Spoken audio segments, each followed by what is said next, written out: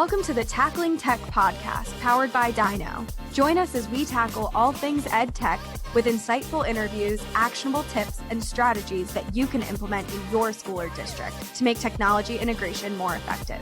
Whether you're a teacher, a tech coach, or a technology administrator, we're giving you an advantage in your role by sharing stories from people who are passionate about working with their peers and enhancing the learning experience with technology. Thanks for spending some time with us today. Now let's tackle some tech. Hello, everyone, and welcome back to Tackling Tech, a podcast that shares stories about how you can build better collaboration in K-12 schools, and a show that is dedicated to putting a voice to remote learning. I am Brett McGrath, Vice President of Marketing at Dyknow, and I'm really excited about today's conversation. So I know everyone out there is dealing with different circumstances about going back to school, whether it's going back to the physical classroom or building or teaching remote or distance learning or trying new progressive styles of learning like blended learning. No matter what you're doing, you're facing some challenges and obstacles, and I'm hoping that the content that we deliver here on Tackling Tech can be helpful and beneficial to you all. I want to thank everyone for feedback and support on this show. Your feedback has been so important for us to get new ideas on topics and direction on what matters most in K-12, and that's really what we want to do. You can find Tackling Tech at Tackling Tech Pod on Twitter. You can find all of the great content that the marketing team at Dyknow is producing at Dyknow.com. On our blog, we're posting daily. It's been awesome work, and I'm really excited about what the team is doing. If you like what you've heard so far on Tackling Tech, definitely hit that subscribe button. If you feel inspired, leave us a review. We do appreciate that. We are in the midst of planning our next virtual event, and our next virtual event will be in September. Details coming soon, but it'll be the Progressive Learning Conference. And what we want to do is we want to bring subject matter experts from all around the United States together to talk about things that matter most to educators like you right now. So we're going to have someone coming in talking about blended learning. We're going to have people coming in about maximizing strategies with distance and remote learning. We're going to have people talking about STEM, flipped classroom, you name it. It's going to be all across the board, but we're really excited to get that group together and share the details very, very soon. I am so excited about this conversation I had this week. So I sat down with Marcia Tate. She has had 47 years in K-12 education and has an amazing story. She really focuses her time and energy and efforts on promoting social emotional learning and brain-based learning. And I think those two topics matter more now than ever. So without further ado, I'm going to kick it to the conversation. I hope you enjoy. Hello, everyone, and welcome back to Tackling Tech. I am really excited about the conversation we're about to have. I am joined by Marcia Tate. Marcia is someone who my team found via Twitter, and some of the topics that she likes to talk about are topics that we've covered off on through our content recently. I reached out, we had an initial call, we decided it would be a good fit, and I think there's going to be a lot to unpack here. We're going to talk about professional development, we're going to talk about brain-based learning, social emotional learning, all the things I know you all are excited to hear about. But before we jump into that, how are you doing today, Marcia? I'm doing great, Brett. How are you? I cannot complain. I think, we had a conversation and we've both been kind of isolated in our homes, trying to get on with our lives and do our work. But I think for me, it's, this office that I've built here in my guest bedroom has become the kind of the place that my comfort zone and the place that I go to on a weekly basis. How about you? What has your workspace been like since we've all been in this COVID period of time? Well, my office is the den because that's where I get the best reception.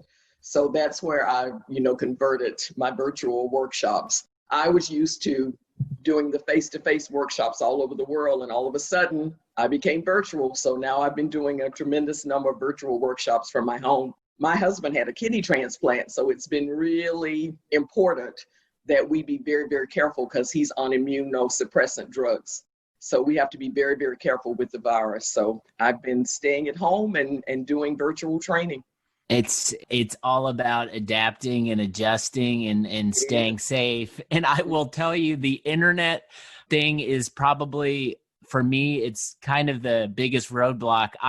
It seems like I've had to set up some additional routers upstairs, and every time I walk downstairs, it changes settings. So it's something I'm just getting used to. But if it's just the internet and something that I can flip on and flip off, and it helps keep me and my family safe, that's not the biggest deal in the world. So absolutely. So I wanted to jump in first. I think, you've done a lot in your career in different roles in K-12. So maybe can you just talk a little bit about the different experiences you've had in K-12 education and how that's led to the workshops and currently what you're doing?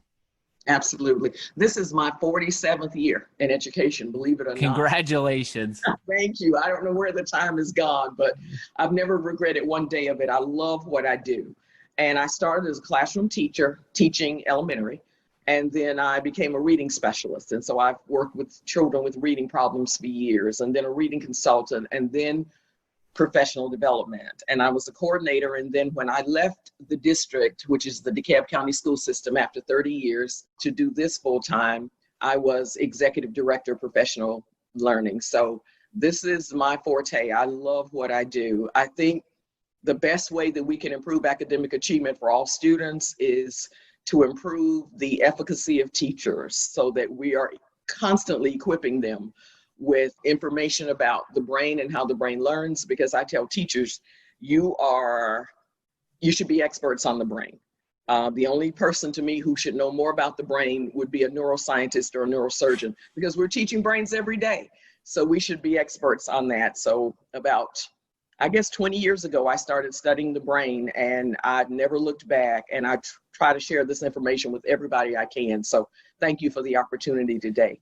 Yeah, no, and I think that's so fascinating. And throughout this journey of tackling tech, I've talked with so many different types of educators and, people, teachers and district leaders. Everyone's trying to define their strategy and trying to figure out how technology fits in and how people can collaborate and how everyone can drive to better outcomes. But there's not been many cases where someone has talked specifically about the personalized learning component of the student and the brain and how all students don't respond to information the same way. So I think that's super fascinating and something that I'm excited to dig into. I am curious, DeKalb County Schools obviously is a bigger district. You were the director of professional development there. Can you maybe touch a little bit deeper on that experience and talk about, in your time in that role, how PD changed, and then, how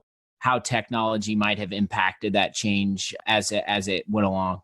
I'd be happy to. When I started in that role, first of all, we were at the time the largest school district in the state of Georgia. We're not anymore, but at the time that I was there, we were. So we were looking at 100,000 students and more than 13,000 employees. And so it was very difficult to reach everyone, but we had a terrific team of teachers, and we had an organization called the Professional Development Training Corps, ProCorps, which were master teachers that we sent out to do workshops in the schools, knowing that my staff could not do everything we needed to do. So we founded the ProCorps, and they were just phenomenal. But even with that, we needed other means by which teachers could learn. And so we began to purchase programs, technology programs that teachers could use in their schools, where they could do site-based learning versus coming to a class. So we offered all different opportunities for teachers to be able to improve their skills. And we received the Distinguished Staff Development Award for the state of Georgia. So what we did was working. We really had a good thing going there so that, teachers could learn what they needed to learn. That's great. Yeah. And I think there's so many different approaches to professional development. I'm just curious, like in this current state where you've got, teachers and students do some in the physical location, some still remote, there's a hybrid model. I know professional development is an ongoing thing, and you don't really, it might be something that's focused on in the summer months, but I think that's changing. Can you touch on a little bit about how you think, professional development can be used to bridge the gaps between kind of the teacher, technology, and student relationship under the current circumstances we face with the virus? Well, absolutely. It's really important, especially now, that teachers be equipped with those strategies that are going to be more successful in getting their content across to students. And in some cases, especially in a virtual environment, there needs to be some workshops or some training for teachers in how to do that. And so about 20 plus years ago, I looked at the brain research, and I also looked at learning style theory, and I synthesized the 20 strategies that correlate with how the brain learns best. And I ended up putting them into my bestseller book, Worksheets Don't Grow Dendrites. And and I had no idea when I wrote that book that it would get the acclaim that it has gotten. It's been unbelievable. I think teachers now really need that information. And if we could deliver that information to teachers virtually or face-to-face, right now it's probably going to be better to do it virtually. I want to get that word out, that this is the way we ought to be teaching so that students retain content, even if they're experiencing that content virtually. Absolutely. And I got to imagine every time you read the title of the book, you probably get some sort of response and reaction of people. It's kind of like you're a comedian and that's your punchline. You know what the audience is going to react. So let's talk about that. So that's definitely interesting. And I think I'm curious, just what sort of feedback have you got on maybe the book and maybe teachers that are using the book and those instructional strategies, maybe when this all hit last year or maybe leading up into going into back to school this year? Well, the feedback has been really unreal over the last 20 years. And even in the last year, I have been getting positive comments from teachers about how they're using the strategies virtually. I have more than 2,000 emails from teachers who have used the strategies and talked about how it's revolutionized their classrooms. And So I just have a few of them in front of me. I'm just going to share this one with you really, really quickly. Yeah. Hold on, let me put my glasses on so I can see. Hi, Marcia. I attended, this is actually a face-to-face one where she attended my workshop in San Angelo, Texas, and she promised she would send me details of her classroom. My name is Julie Jensen. I'm a first-year public school teacher. I do have experience teaching at the college level. I switched to high school because I wanted to get my students sooner and get them interested in science. I teach in a small farming community called Verabest, and listen to her test results. My first year teaching, I had a 95% pass rate for the 9th grade biology STAR EOC. I credit my success to having an active classroom with a solid classroom management plan founded on procedures. I would like to thank you for your book, Science Worksheets Don't Grow Dendrites. It was a crucial component in designing an active, safe environment for all of my students to participate in learning. And her name is Julie Jensen, and she teaches at Verabest High School. But even with COVID and the virtual learning, I will be doing 4 Zoom meetings within the next 4 days, because teachers are realizing that even virtually, of those 20 strategies, I'm going to be modeling at least 15 to 16 of them as I teach these teachers and these administrators, as I said, over the next 4 days. So they work whether you're in a virtual setting or whether you're in a face-to-face. Totally. And what is that type of feedback that you receive from teachers on some of your strategies? What does that mean for you and just in terms of motivation as you kind of go about your, building workshops and engaging with the teacher community? It means everything to me, because I feel like part of my purpose in being on this earth is to help teachers become the best they can possibly be, so that students are able to achieve their full potential. And so part of my impetus too is the fact that I have a son who has characteristics of attention deficit. So to say that school was a struggle for my child is an understatement. So I love it when a teacher tells me these strategies work for every student in my room, for my attention deficit students, for my ESL students, for my regular students, my gifted students, regardless of how students learn, because as you stated earlier, all brains are not the same. And so regardless of how they learn, there seems to be a place on that list of 20 strategies for all students. Yeah, absolutely. And I think, I've spoke to several different teachers that, last spring it was like, all right, everyone go to your home, figure out how you're going to work, especially if you've got children, you're just kind of figuring this out and you've got technology and you're trying to finish the semester, engage with students, make sure that you still do your job and you make sure that outcomes are still being achieved. Districts are still we're trying to figure it out and we're kind of scrambling around. And I think, teachers are super passionate about what they do and the outcomes that they are able to achieve with students. And I think one of those things that I've heard is just the theme is just, we need to get more, especially with these different models, we need to get more personalized with the approach on each student because every student learns differently. Every student has different situation and circumstances. And that's been something to me that's been, it's made me feel good about just the progressive thought process from teachers that are trying to not just teach with the same kind of cookie cutter strategy, but really personalize their strategies to their specific students. So I think that's been a really cool theme I've heard about that's really inspiring. And I think I'm just curious based on that, can you talk maybe about like just brain-based learning and how that fits into a process for a teacher that's trying to personalize their approach?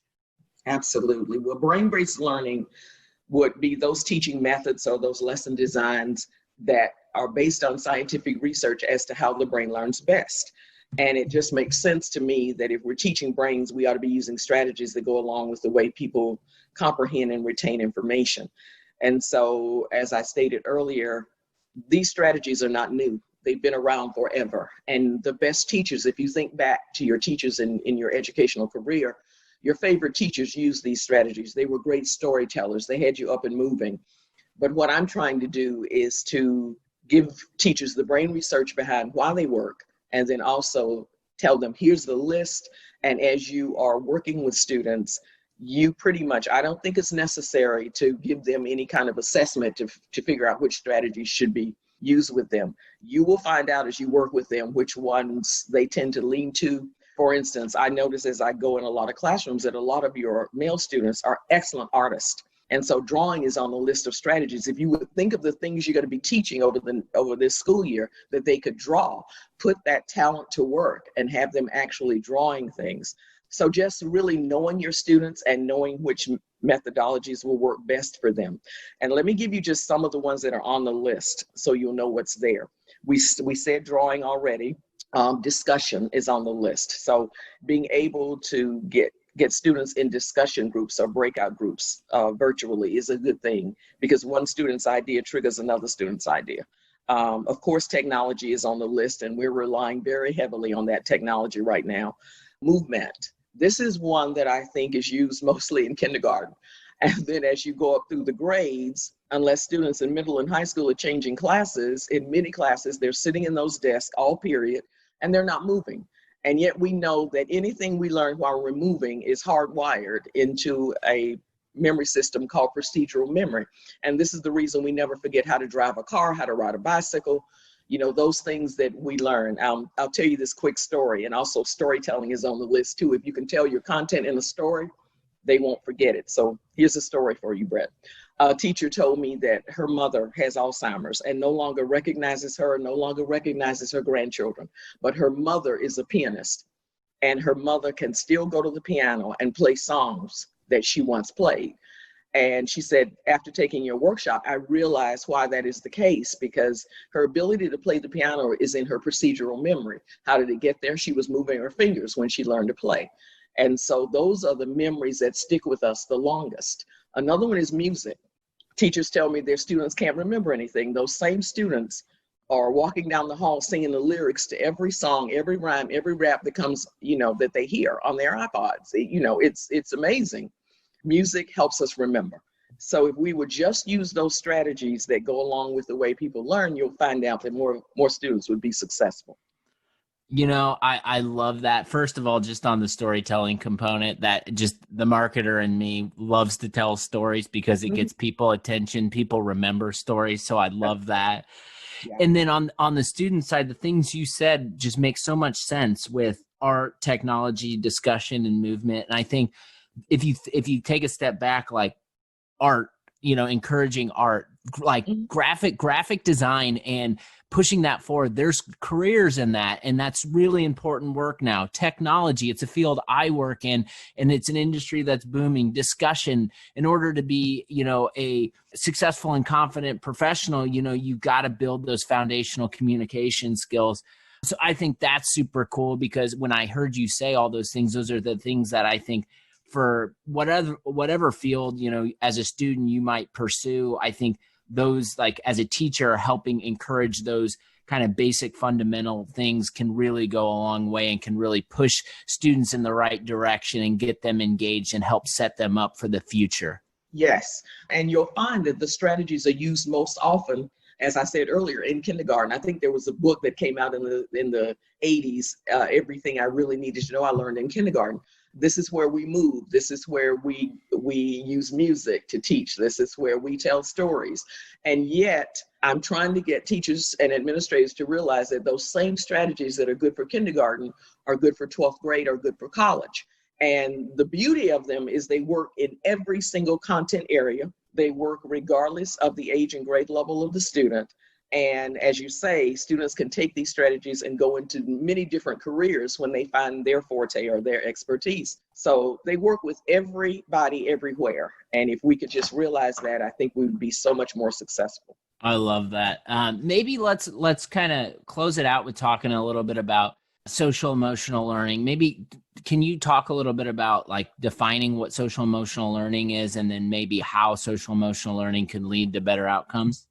Absolutely. The social emotional learning is a person's ability to be able to be aware of themselves and the feelings of others as well, not only in the moment, but also to use that information to be able to lead themselves and others to, down a meaningful course. In other words, I put it simply, it's knowing when to talk, when to be quiet and listen, what to say, what to do. And I'm fearful now that if we do everything individually, we don't develop those social and emotional skills that we need to know how to respond to people. It really encompasses 4 areas, and that's self-awareness, and that has to do with your confidence. Self-management, which is your self-control. Social awareness, which is my empathy for other people, or my ability to encourage other people. And then relationship management, which is actually teamwork and collaboration. So what I don't want to do is to have everything that I assign to students be done individually, because I'm not helping them to develop those social and emotional skills that they're going to need to take into the workplace. In fact, when you look at 8 competencies that every high school student needs to be proficient in the world of work, one of those is interpersonal skills, and that's the ability to be able to work on a team with diverse people to get a product out the door or to work on a project. And I've seen students who don't seem to be developing those social and emotional skills because they're not given the opportunity to develop those in collaboration with other students. Yeah, that makes a lot of sense, and I think that's super, super powerful. Just a question on that. How do you think, this digital age of communication, and some high school kids or some kids in middle school right now, whether it's through Twitch and video games or YouTube or, TikTok or Instagram, like some of these students are, they're building these relationships with other people, and they've got friends that, might live across the country that they just have common interests that they've, met through social platforms. So do you think that like type of collaboration, although it's digital, helps students when you were talking about, teams and future collaboration, or do you think that limits it and they really need to, focus on just like classroom setting and finding ways to, strengthen, that group work and that group collaboration? What are your thoughts there? Oh, no. I think that definitely helps when you have maintained friendships with people around the world that you otherwise, if you didn't have the technology, would not be able to meet, would not be able to interact with. I think that's such a plus. that now we have the vehicle to be able to do that. And I think that's a plus. And I certainly would want to maintain that. In addition to that, though, I would also want to add the classroom interactions where we are more in a face-to-face when we get to that point, that we can go back to that again, or where we're in a virtual setting in a classroom where people are interacting more on a daily basis with people and developing those social skills that they need as they do classroom discussion, as they learn. So I think you need both. You definitely need the ability to be able to maintain relationships with people throughout the world. And thank God we can do that now. But you also need that face-to-face interaction that to me is so important. I'll give you an example. When I teach face-to-face, I stand at the door. I still teach. I do model lessons where I go in and I take a teacher's class and I will model the strategies and the teachers observe, and then we go in a room and talk about the lesson they just observed. I stand at the door, or I did before COVID-19. I stood at the door and I shook the hand of every student that came in the class, high school and middle student. If they were elementary, they were already at their desk and I would go to their desk and greet them. Well, that was my way of establishing a relationship with these students before we even started the learning. And so I would greet everybody. I was realizing that a lot of middle and high school students do not know how to shake your hand, look you in the eye and say good morning or good afternoon, because no one has ever equipped them with that skill. And so before I would teach the lesson I came to teach, I would get a student who gave me a hearty handshake, eye contact, and we would model how to do that. Because I told them, when you look for a job, that's a really good skill to have, to be able to greet your prospective employer, shake their hand, look them in the eye and say good morning or good afternoon. Now, obviously that was before COVID-19, but it was my realization that a lot of students did not have those social skills that I thought were necessary in the workplace. That's super interesting. And I think also powerful. And I love your response saying it's not one, it's not the other, but it's a both thing. So I think that makes a lot of sense. All right, closing this out. There is a teachers, tech coaches, tech admins, district leaders, a lot of different personas in K-12 that listen in on Tackling Tech. And we definitely love our listeners. I think, what's your feedback and recommendation as, people are going back to school, there are different models. What can just these different personas and people within K-12 be thinking about and doing to strive for productive outcomes as everything is kind of moving around the world and build alignment and get students to kind of be positive and to achieve the best outcomes moving forward? What's your recommendations on how these different groups can be thinking about that? One of the things you said about being positive, I think, is so important, because it's so easy to be negative, particularly with all the challenges that we're facing right now. And yet we know from brain research that when the brain is in a state of high stress, it is very difficult to learn anything. Low to moderate stress is fine, but high stress is not. So I think anytime school leaders can be positive about the upcoming school year, and having teachers and students looking forward to the virtual classrooms or the face-to-face classrooms, I think that's so important. I also want to recommend, I want it to help teachers and administrators to do their job in the easiest way possible. So I want to recommend some books that I really feel like should be a part of the professional libraries of every teacher. And one is the Worksheets Don't Grow Dendrites. It has the same funny title as the workshop. Worksheets Don't Grow Dendrites, 20 Instructional Strategies that Engage the Brain. That book has 20 chapters, one for each strategy, with the brain research and the learning style theory behind why they work, and also more than 150 classroom examples of how to integrate those strategies into your lessons. And then I'm really, really excited about the two newest books that I've written. I got the help of experts, content area experts throughout the country. We took the standards and objectives that most teachers throughout the country have to teach in 4 areas: English language arts, science, social studies, and math. Because I'm pretty good with the language arts, but I'm not an expert in all of those areas. So I got experts to help me. And we actually wrote lesson plans that incorporate the 20 strategies, technology being one of them, but there are 19 others that incorporate the 20 strategies into lessons. And so if administrators can just have these books available for teachers, I really truly believe that it will make their work so much easier when school starts, because the lesson's already done. All teachers have to do is pick the book up and teach the lesson. That's awesome. And let me give you the names of those books. The second books that I talked about that have the lessons, the name of the book is called 100 Brain-Friendly Lessons for Unforgettable Teaching and Learning. And there's a book for K-8, kindergarten through 8th grade, and then there's a separate book for 9th through 12th grade. But it's 100 brain-friendly lessons. There are 25 in English language arts, 25 in math, 25 in science, and 25 in social studies. That's awesome. And you talked a little bit about it, we'll put it in the show notes, but sometimes people don't click into show notes. Where can people find you online, on social, or on your website to learn more about your books and what you're doing? Okie dokie. You can find me in a lot of different places. The books are published by Corwin, Corwin, Corwin Press. And please check out my website. My website is Developing Minds Incorporated, Developing Minds Inc. .com. And then you can certainly email me at Marcia TA, and my Marcia is Marcia. I give you a way to spell it. I use mnemonic devices. I tell people I'm a member of the CIA. And they know that I am Marcia, not Marsha. And so it's Marciata at bellsouth.net. And then on social media, where you found me on Twitter, I am at Dr. Marcia Tate.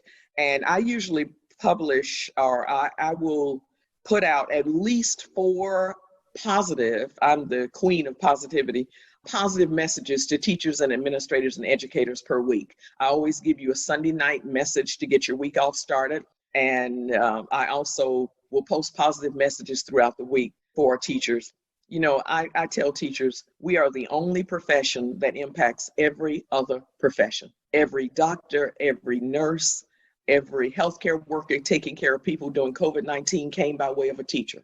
So we impact every other profession. And so that's why I'm so proud to do what I do. That is super inspiring and great perspective to close on. Marcia, thanks so much. This was awesome. And hopefully one of these days we can have you back and chat about.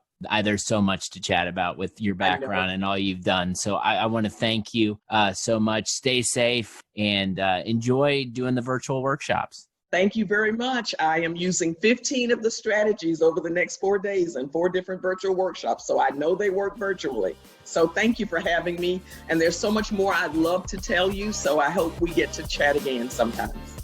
Awesome. Thank you. Take it easy. Okay, you too. Stay safe. That was incredible. I learned so much. I hope you did too. I really, really mean it that we need to get Marcia Tate back on here. She has a wealth of experience and a wealth of knowledge. That was so much fun. If you like what you heard, hit the subscribe button, leave us a review, follow us across all our social channels. Most importantly, take care, stay safe, take care of yourself and the others around you. We'll talk to you real soon.